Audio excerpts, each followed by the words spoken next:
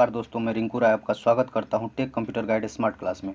और आज के इस वीडियो में हम जानने वाले हैं बेल्ट्रॉन के डाटा एंट्री ऑपरेटर और स्टेनोग्राफर एग्जाम से रिलेटेड प्रीवियस ईयर में पूछे गए ऑब्जेक्टिव क्वेश्चंस। अगर आप इस चैनल पर पहली बार आए हैं तो ऐसी ही कंप्यूटर से जुड़ी महत्वपूर्ण जानकारी के लिए हमारे चैनल को जरूर सब्सक्राइब करें और बेल आइकन को भी प्रेस कर लें। तो ये वीडियो लास्ट तक देखिएगा, आपके बहुत काम आने वाला है। और वीडियो पसंद आए तो लाइक ज़रूर करें। तो चलिए वीडियो को शुरू करते हैं। हमारा पहला प्रश्न है, MS एक्सेल 2016 में एक टिप्पणी जोड़ने के लिए शॉर्टकट कुंजी क्या है। यानी अगर MS एक्सेल 2016 में कमेंट जोड़ना है तो उसके लिए शॉर्टकट की क्या है। उसके लिए शॉर्टकट की है Shift+F2। Shift+F2 से क्या होगा, कमेंट जोड़ा जाएगा MS एक्सेल 2016 में।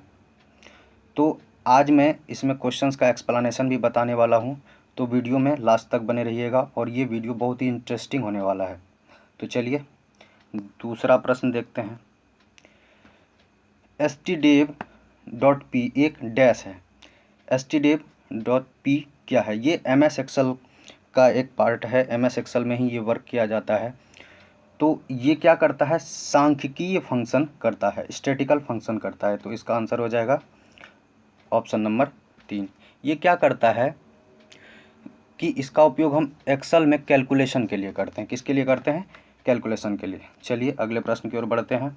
अगला प्रश्न है हमारा तीसरा नंबर प्रश्न, MS वर्ड में टेक्स्ट को कॉपी करने के लिए उपयोग की जाने वाली शॉर्टकट कुंजी क्या है। MS वर्ड में टेक्स्ट को कॉपी करने के लिए उपयोग की जाने वाली शॉर्टकट कुंजी क्या है? वो है हमारा ऑप्शन नंबर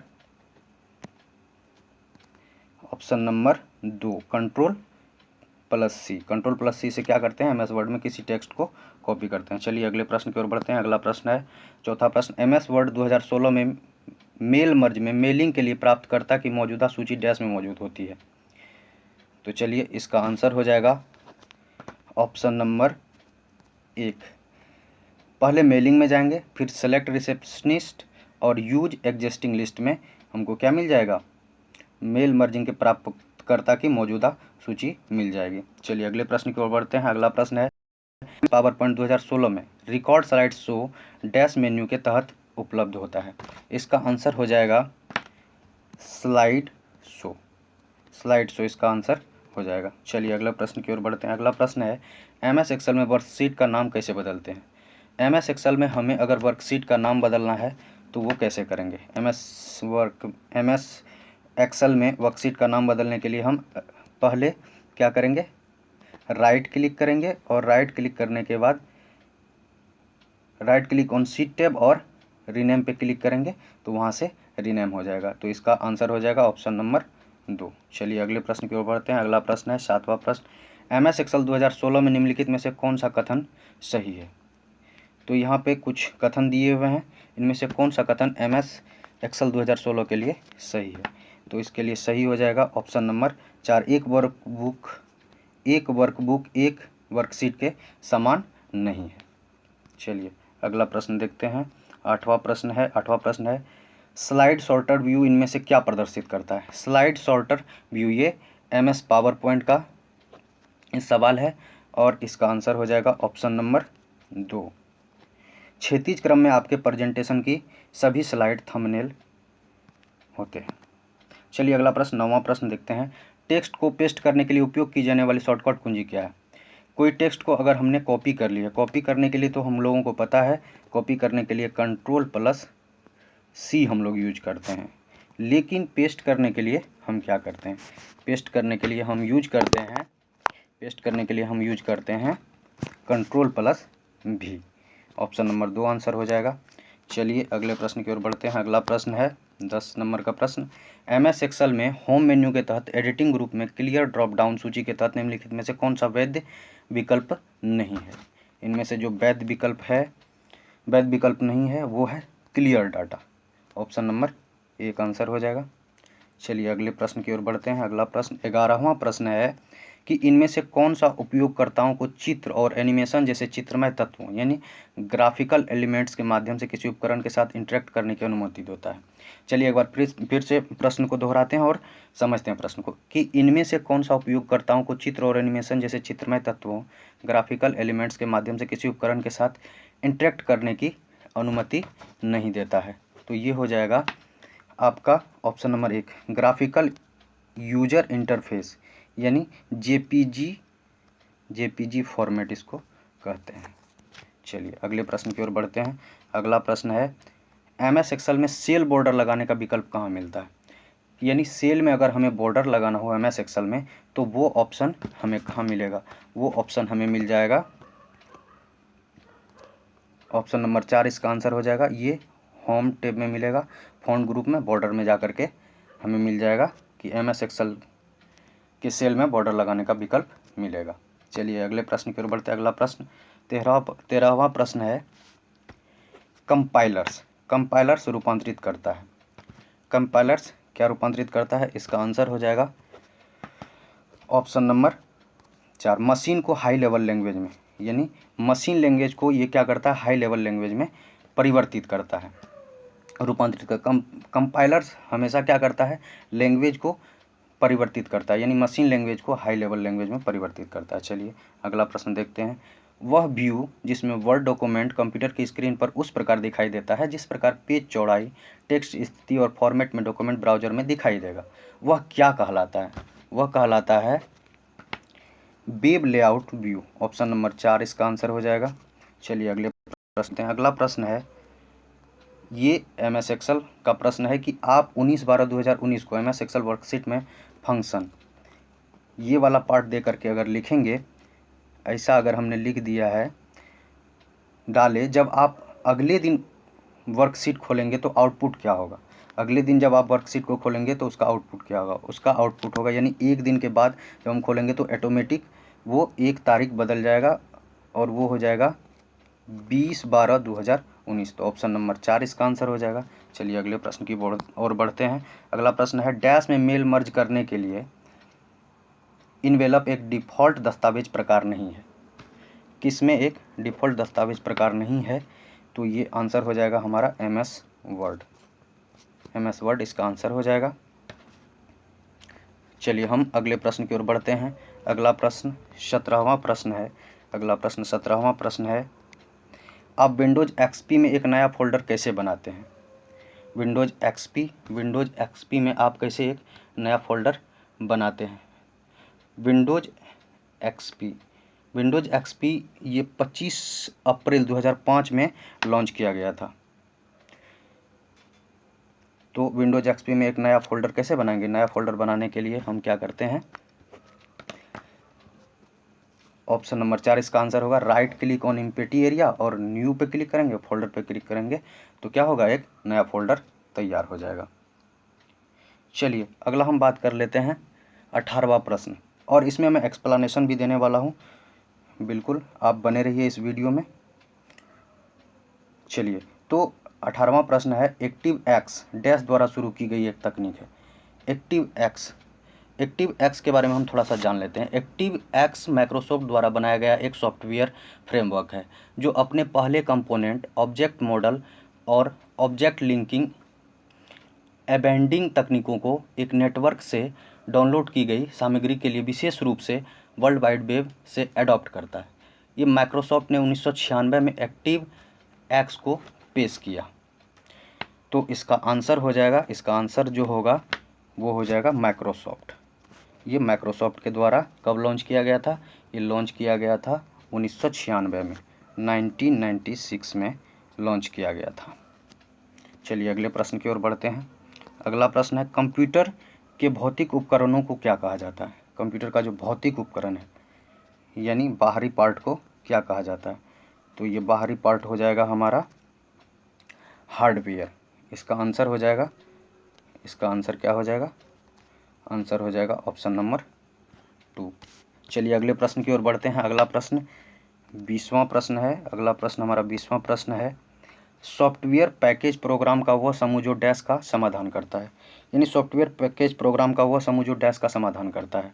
तो इसका आंसर हो जाएगा ऑप्शन नंबर 1, विशिष्ट समस्या या कार्य, यानी स्पेसिफिक प्रॉब्लम और जॉब का क्या करता है, समाधान करता है कौन, सॉफ्टवेयर पैकेज प्रोग्राम। चलिए अगले प्रश्न की ओर बढ़ते हैं। अगला प्रश्न है लेआउट रिबन में डैश टैब के अंदर मौजूद होता है। लेआउट रिबन में किस टैब के अंदर मौजूद होता है? तो इसका आंसर हो जाएगा ऑप्शन नंबर 3, होम टैब में उपलब्ध होता है, मौजूद होता है। चलिए अगले प्रश्न की ओर बढ़ते हैं।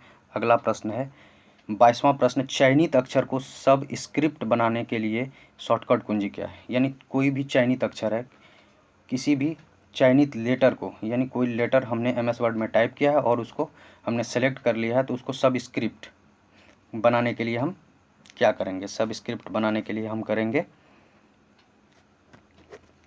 Control plus equal, control plus बराबर करेंगे। ठीक है, सब स्क्रिप्ट होता है, सुपर स्क्रिप्ट होता है, दो तरह के स्क्रिप्ट होते हैं। अगर हम लिखते हैं एक्स का स्क्वायर तो ये सब स्क्रिप्ट होता है, और अगर हम सुपर स्क्रिप्ट लिखते हैं तो एक्स के नीचे अगर ऐसे वाला 2 हम नीचे लिखते हैं तो ये सुपर स्क्रिप्ट होता है। चलिए अगले प्रश्न की ओर बढ़ते हैं। अगला प्रश्न 23वां प्रश्न है एमएस वर्ड में आउटलाइन व्यू क्या है? एमएस वर्ड में आउटलाइन व्यू, चलिए एमएस वर्ड में आउटलाइन व्यू जो होता है वो होता है कंटेंट बुलेटेड पॉइंट्स के रूप में दिखाया जाता है। तो इसका आंसर हो जाएगा ऑप्शन नंबर 4। चलिए अगले प्रश्न की ओर बढ़ते हैं। अगला प्रश्न है वर्ल्ड वाइड वेब का आविष्कार किसने किया? वर्ल्ड वाइड वेब का आविष्कार किसने किया? तो वर्ल्ड वाइड वेब का आविष्कार किया टिम बर्नर्स ली ने। चलिए Tim Berners Lee, world wide web के बारे में हम थोड़ा सा जान लेते हैं। वर्ल्ड वाइड वेब क्या है आखिर? वर्ल्ड वाइड वेब का आविष्कार 12 मार्च 1979 में हुआ था, जिसे ब्रिटिश वैज्ञानिक टिम बर्नर्स ली ने किया था। यानी वर्ल्ड वाइड वेब का आविष्कार किसने कब हुआ था? 12 मार्च 1989 को, और जिसे ब्रिटिश वैज्ञानिक टिम बर्नर्स ली ने किया था। 12 मार्च 1989 को टिम बर्नर्स-ली के द्वारा वर्ल्ड वाइड वेब का आविष्कार किया गया था। चलिए अगले प्रश्न की ओर बढ़ते हैं। अगला प्रश्न है 25वां प्रश्न, मेल मर्जर विकल्प एमएस वर्ड दस्तावेज के डैश टैब में मौजूद होता है। मेल मर्जर का विकल्प कहाँ उपलब्ध होता है? ये उपलब्ध होता है मेलिंग्स में। ऑप्शन नंबर 1 इसका आंसर हो जाएगा 25वां प्रश्न का ऑप्शन नंबर 1। चलिए अगले प्रश्न की ओर बढ़ते हैं। अगला प्रश्न है 26वां प्रश्न, वॉन न्यूमैन कंप्यूटर सिस्टम इनमें से किसका उपयोग होता है? वॉन न्यूमैन कंप्यूटर सिस्टम में इनमें से किसका उपयोग होता है? चलिए वॉन न्यूमैन कंप्यूटर के बारे में जान लेते हैं थोड़ा सा।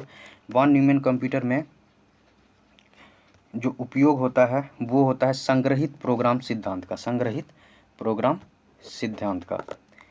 चलिए इसके बारे में हम थोड़ा सा डिटेलिंग में जान लेते हैं कि वॉन न्यूमैन मॉडल आखिर होता क्या है, ये कंप्यूटर सिस्टम होता क्या है। वॉन न्यूमैन मॉडल या सिस्टम, वॉन न्यूमैन के द्वारा 1945 में अपने कंप्यूटर आर्किटेक्चर डिजाइन का प्रस्ताव रखा था, जिसे बाद में वॉन न्यूमैन आर्किटेक्चर के रूप में जाना जाता था। इसमें एक नियंत्रण इकाई, अंकगणित और तार्किक memory unit ALU, arithmetic logic unit register और इनपुट आउटपुट शामिल थे। चलिए अगले प्रश्न की ओर बढ़ते हैं। हमारा अगला प्रश्न 27वां प्रश्न है MS पावर पॉइंट 2016 में निम्नलिखित में से कौन सा पेस्ट ड्रॉप डाउन सूची के तहत एक वैध विकल्प नहीं है? वैध विकल्प कौन सा नहीं है? तो ये आंसर हो जाएगा यूज न्यू फॉर्मेटिंग।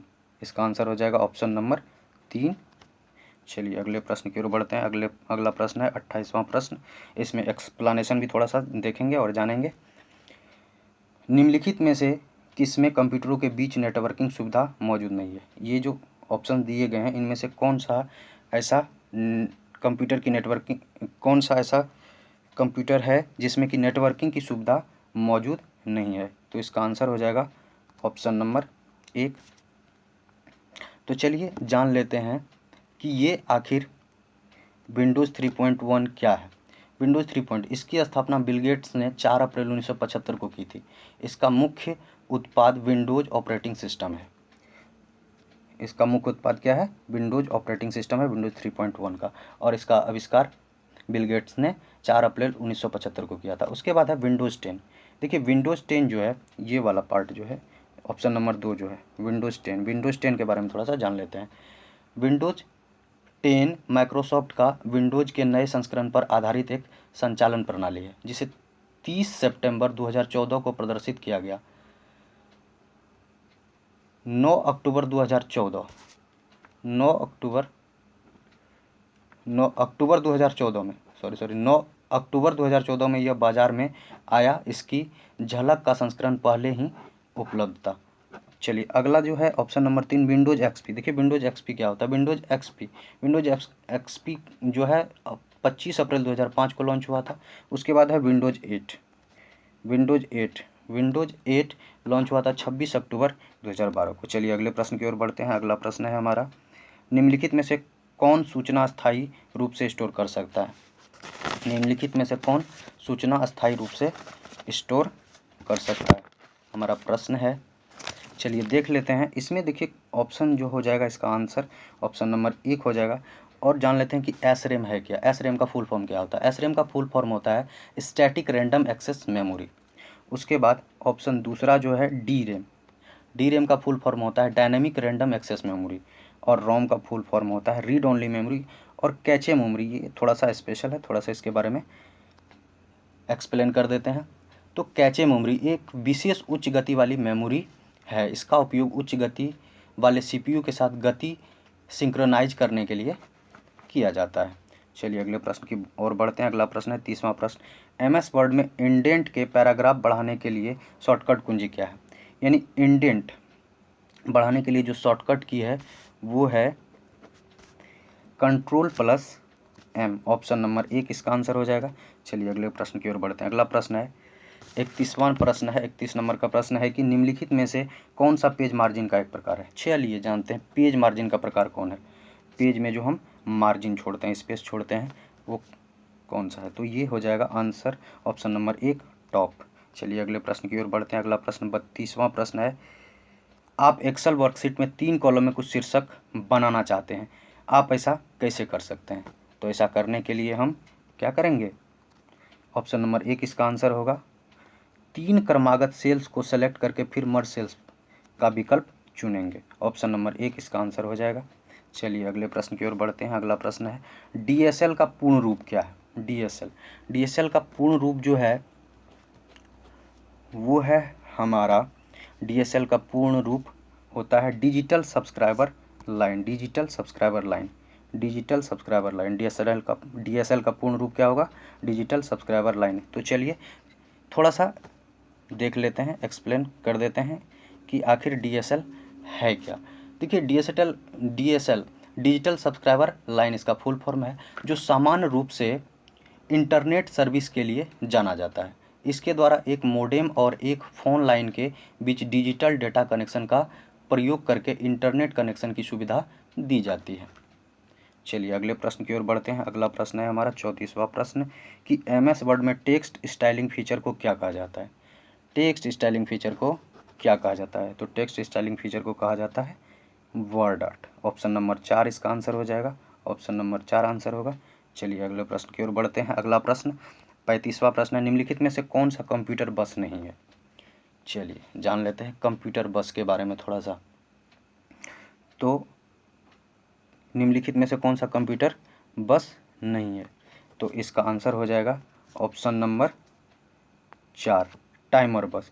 देखिए ये कंप्यूटर बस होता क्या है, थोड़ा सा इसको एक्सप्लेन कर देते हैं। कंप्यूटर बस एक संचार प्रणाली है जिसका उपयोग कंप्यूटर प्रणाली में डेटा, पते, नियंत्रण संकेतों और बिजली को कंप्यूटर सिस्टम में विभिन्न घटकों को भेजने के लिए किया जाता है।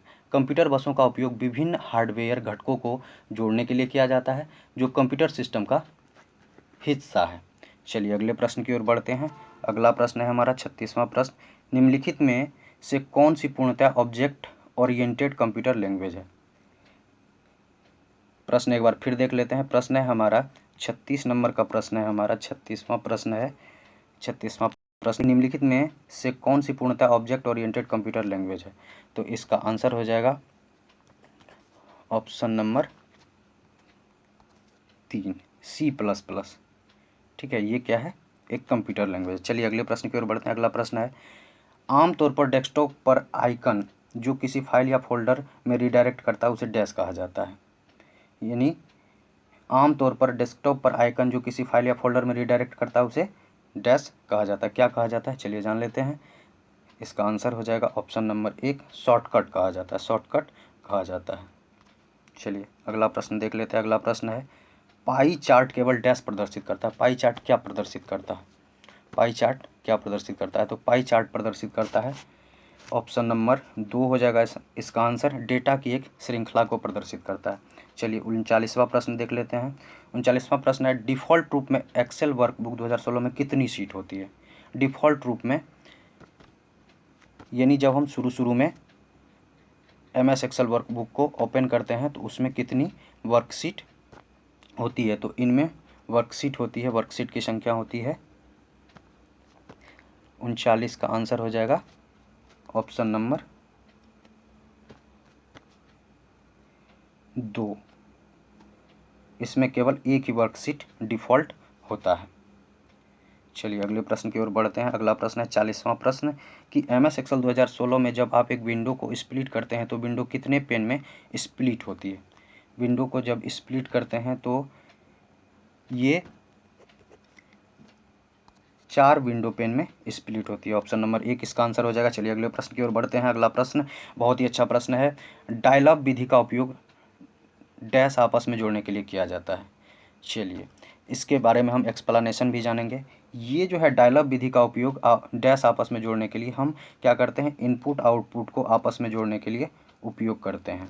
इसका आंसर ऑप्शन नंबर 1 हो जाएगा। चलिए जान लेते हैं कि डायल अप होता क्या है। डायल अप विधि में आपका कंप्यूटर अपने मॉडेम का प्रयोग कर एक ISP द्वारा दिए गए टेलीफोन नंबर को डायल करता है। यही से इसका नाम डायल अप पड़ा। फलस्वरूप आपके कंप्यूटर तथा ISP सर्वर के मध्य कनेक्शन स्थापित होता है।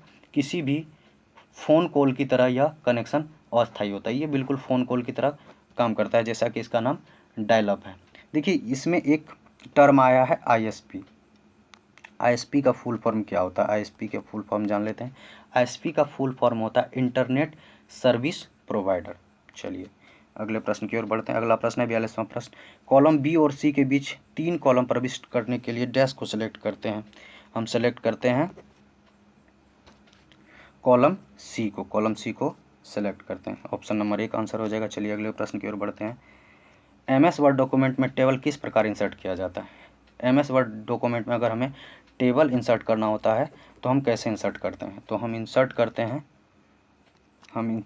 इसका आंसर हो जाएगा ऑप्शन नंबर 3। इंसर्ट में जाते हैं और टेबल पे क्लिक करते हैं। इंसर्ट टैब में जाके टेबल पे क्लिक करते हैं तो क्या हो जाता है, हमारा टेबल इंसर्ट हो जाता है। चलिए अगले प्रश्न की ओर बढ़ते हैं। अगला प्रश्न है 44वां प्रश्न, थोड़ा सा देख लेते हैं। 44वां प्रश्न है हमारा, फॉर्मेटिंग को बदले बिना एक सेल के फॉर्मूला को दूसरे सेल में कैसे कॉपी करें। यानी बिना फॉर्मेटिंग के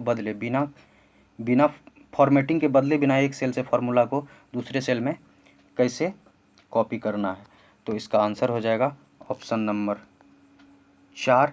ऑप्शन नंबर 4 बिना फॉर्मेटिंग बदले हम कैसे करेंगे, ऑप्शन नंबर 4 आंसर होगा। Right click on cell which contains formula और select copy, right click on cell where formula to be copied, select paste formula. बस ये करेंगे, ये प्रक्रिया करते ही क्या हो जाएगा, हमारा फॉर्मेटिंग को बदले बिना एक सेल से फार्मूला दूसरे सेल में कॉपी हो जाएगा। चलिए अगले प्रश्न की ओर बढ़ते हैं। इसका आंसर हो जाएगा ऑप्शन नंबर 4। चलिए अगले प्रश्न की ओर बढ़ते हैं। अगला प्रश्न है, MS पावर पॉइंट 2016 में आप टिप्पणियों के फलक को डैश मेन्यू से दिखाई दे सकते हैं। चलिए MS पावर पॉइंट 2016 में टिप्पणी कमेंट्स को दिखाना है तो वो आप कहाँ से दिखा सकते हैं, तो इसका आंसर हो जाएगा 45 नंबर के क्वेश्चन का आंसर हो जाएगा ऑप्शन नंबर 4। चलिए अगले प्रश्न की ओर बढ़ते हैं। अगला प्रश्न है, MS एक्सेल 2016 में स्मार्ट आर्ट रिबन में किस टैब के अंतर्गत मौजूद होता है। स्मार्ट आर्ट हमारा होता है ऑप्शन नंबर 4 इंसर्ट टैब के अंतर्गत मौजूद होता है। ऑप्शन नंबर 4 आंसर हो जाएगा। चलिए अगले प्रश्न की ओर बढ़ते हैं। अगला प्रश्न, आप सेल्स की एक श्रृंखला को जोड़ना और फिर इसे सेल प्रविष्टियों की संख्या में विभाजित करना चाहते हैं। इस प्रकार उस श्रृंखला के सभी मानों का औसत मान प्राप्त होता है। इसके लिए किस फंक्शन का उपयोग किया जाना चाहिए? इसके लिए हम जो फंक्शन का उपयोग करेंगे वो होगा average function. Average function option number 4 answer हो जाएगा। चलिए अगले प्रश्न की ओर बढ़ते हैं। अगला प्रश्न है 48वां प्रश्न। डिलीट की गई फाइल जिसे रिसाइकिल बिन में संग्रहित किया गया उसे डैश कहते हैं, उसे डैश कहते हैं। तो इसका आंसर हो जाएगा, उसे हम रिस्टोर कर सकते हैं कि डिलीट की गई फाइल जिसे रिसाइकिल बिन में संग्रहित किया गया हो उसे हम क्या कर सकते हैं, फिर से रिस्टोर कर सकते हैं। ऑप्शन नंबर 1 इसका आंसर हो जाएगा। चलिए अगले प्रश्न की ओर बढ़ते हैं। अगला प्रश्न है 49वां प्रश्न है, मौजूदा MS वर्ड डॉक्यूमेंट को कैसे सहेजा जा सकता है? सहेजा जाने का मतलब ये हो गया कि आप उसको सेव कैसे कर सकते हैं। तो सेव करने के लिए आप क्या करेंगे, सेव करने के लिए आप जाएंगे फाइल में और फिर सेव पे क्लिक करेंगे। तो ये हमारा आंसर हो जाएगा ऑप्शन नंबर 4। चलिए अगले प्रश्न की ओर बढ़ते हैं। अगला प्रश्न है हमारा 50वां प्रश्न। ड्राइंग, मुद्रित पाठ या अन्य छवियों को डिजिटल रूप में परिवर्तित करने वाला स्कैनर एक डैश होता है। यानी ड्राइंग, कोई ड्राइंग हमने बनाया है, फिर मुद्रित पाठ या अन्य छवियों का, यानी इसका मतलब हो गया इमेज, पिक्चर को डिजिटल रूप में परिवर्तित करने वाला स्कैनर एक डैश होता है। कैसा स्कैनर होता है हमारा? इसका आंसर हो जाएगा ऑप्शन नंबर 2, प्रकाश संवेदनशील उपकरण, लाइट सेंसिटिव डिवाइस होता है, जिसके जरिए हम क्या कर सकते हैं, डिजिटल रूप में परिवर्तित कर सकते हैं किसी भी ड्राइंग, मुद्रित पाठ या अन्य छवियों को। चलिए अगले प्रश्न की ओर बढ़ते हैं। 51वां प्रश्न है, इंटरनेट पर किसी कंप्यूटर की पहचान इसके डैश द्वारा की जाती है। इंटरनेट पर किसी कंप्यूटर की पहचान इसके डैश द्वारा की जाती है। 51वां प्रश्न है और इसका आंसर हो जाएगा ऑप्शन नंबर 2, IP एड्रेस। चलिए IP एड्रेस के बारे में थोड़ा सा हम एक्सप्लेन कर देते हैं। IP एड्रेस होता क्या है? IP एड्रेस का full form internet protocol address होता है।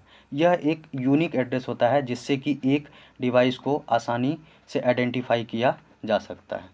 ये क्या करता है, IP एड्रेस क्या करता है, किसी भी डिवाइस को आइडेंटिफाई करता है। चलिए अगले प्रश्न की ओर बढ़ते हैं। 52वां प्रश्न है, एक्सेल की कौन सी सुविधा स्वचालित रूप से किसी अन्य सेल या रेंज के डेटा सेल्स को भरती है या डेटा श्रृंखला को पूरा करती है? स्वचालित यानी ऑटोमेटिक रूप में ये कार्य होगा MS एक्सेल में। चलिए तो इसका आंसर हो जाएगा ऑप्शन नंबर 3, ऑटोफिल। चलिए अगले प्रश्न की ओर बढ़ते हैं। 53वां प्रश्न, किसी वर्कशीट में सेलेक्ट की गई सेल को अधिकतम डैश तक जूम किया जा सकता है? कितना जूम किया जा सकता है? चलिए हम देख लेते हैं।